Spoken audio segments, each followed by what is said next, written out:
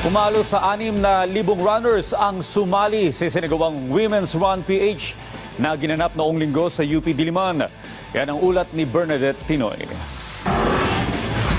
Alas 4 pa lang na madaling araw, handang-handa na si Christine Santilla na sumabak sa 2024 Women's Run PH para tumakbo sa 10-kilometer event sa kahabaan ng UP Diliman. Hindi naman nabaliwala ang preparasyon niya dahil bukod sa nakakuha siya ng podium finish sa nasabing sports event, nasungkit pa ni Christine ang unang pwesto sa 10-kilometer event sa oras na 47 minutes and 45 seconds. It was fun. For the first time, magkakaroon tayo ng all-female run. Kasi usually pag may lalaki, diba, sobrang pressure tayo. But this time, dito ko naramdaman yung women empowerment. Isa si Christine sa libu-libong kababaihan na lumahok sa Women's Run na may layong pagtibayin at palakasin ang physical at mental health ng bawat Pilipina. Ayon sa CEO nito na si Nicole De La Cruz, bukod sa 10-kilometer, tampok din ang mga kategorya gaya ng 5-kilometer run at 1-kilometer dash para sa mga bata. We want to empower women, not just to celebrate but to empower them.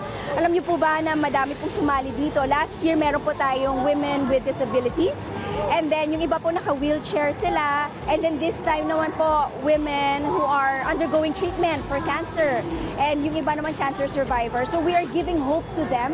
Nasa 6,000 lumahok sa Women's Run ngayong taon at ito na rin ang pinakamalaking datos ng programa mula nang pasimulan ang nasabing event.